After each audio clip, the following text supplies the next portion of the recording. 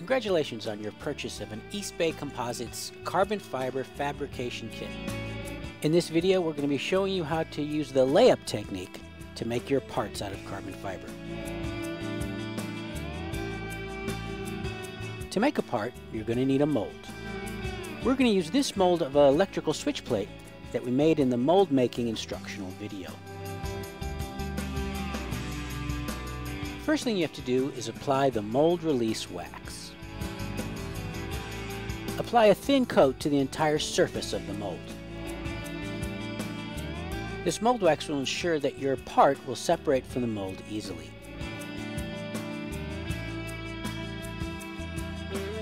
Next, we're going to apply the PVA mold release agent.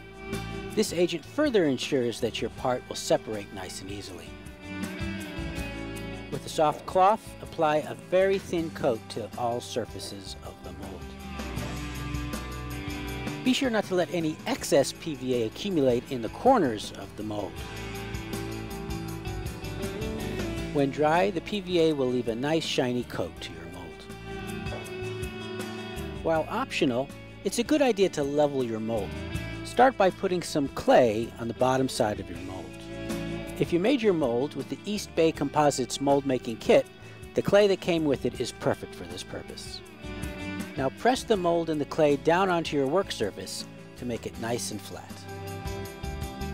Now using a small level, use it in both directions of the mold to make sure the mold surface is nice and level.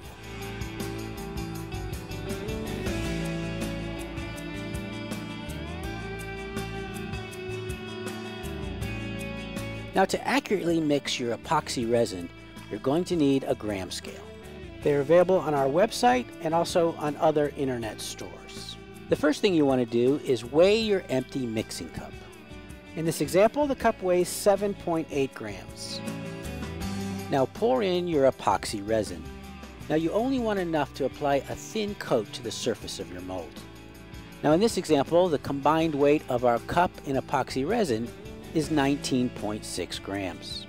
Now it's time to do some math.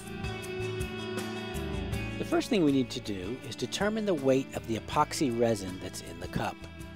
To do this, we take the 19.6 gram combined weight of the cup and the resin and subtract the weight of the empty cup, which is 7.8 grams.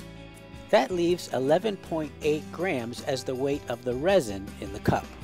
Now to determine the amount of hardener we need, we simply take the 11.8 grams and multiply it times 50% or 0.5.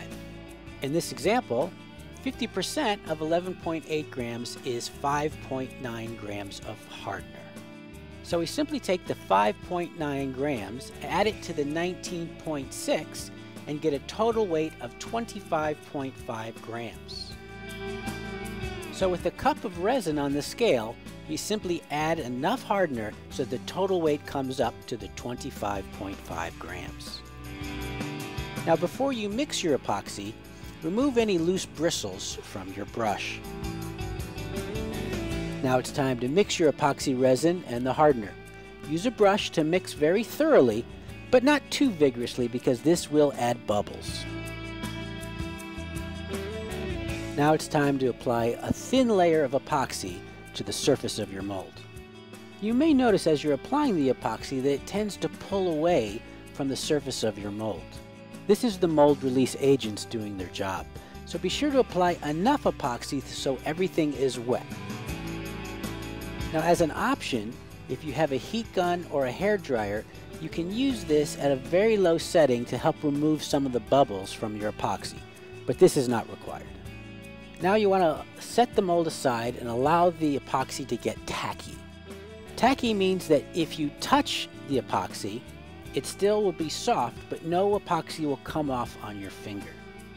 If your work area is between 70 and 75 degrees, this should take about an hour and 15 minutes. But this is just a guide, so be sure to check your surface often. Now while you're waiting for the epoxy to set up, this is a good time to measure and cut your carbon fiber fabric.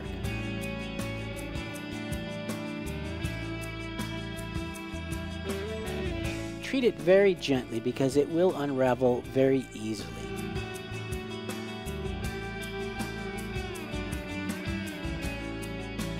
It's also a good idea to wear gloves and a face mask. And while carbon fiber dust is not dangerous, it can cause skin irritation and itching.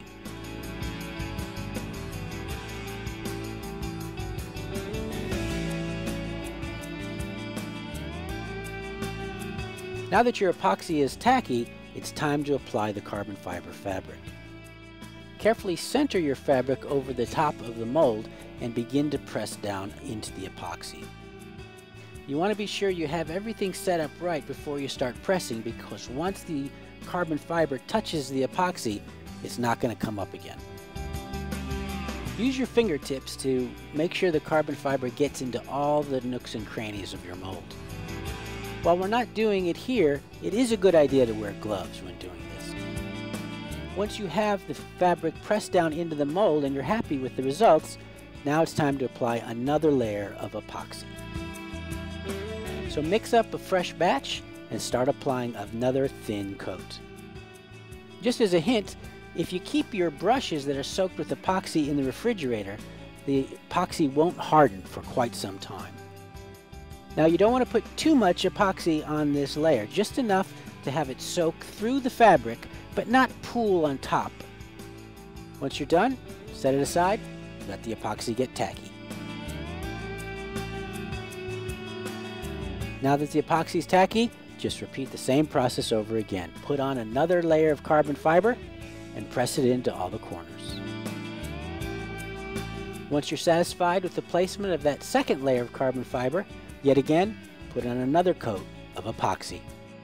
And again, you want to make sure you have enough epoxy to soak through the layers, but not excessively pool on the top. Now for many parts, this may be the last step. All you have to do now is set it aside, let it cure overnight, and then demold. But we're going to show you how, if you're looking for a little extra strength, you could add yet a third layer of the fiberglass fabric that came with your kit. This third layer will add extra strength by making the part thicker, but you won't have to use up the expensive carbon fiber cloth.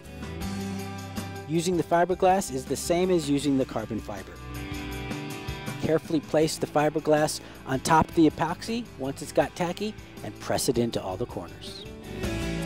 Once you're satisfied with the placement of the fiberglass, put on your final coat of epoxy.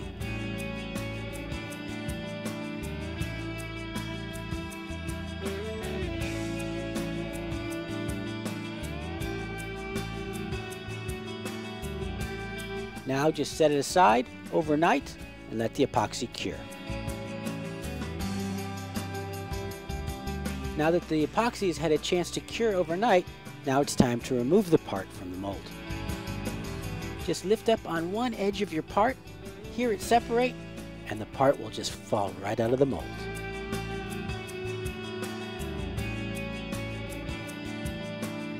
Next, you want to trim your new carbon fiber part.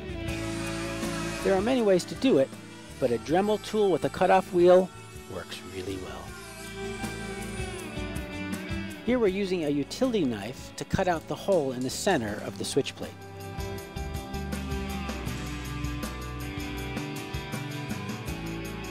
Now your part is done, but it's missing that high gloss shine.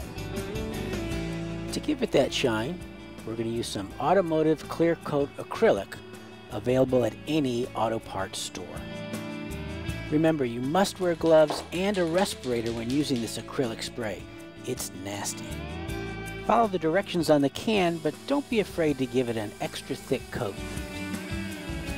After your last spray, the part should have a very high gloss shine. So set your part aside overnight, and when you come back, you're going to have a beautiful carbon fiber part. Congratulations!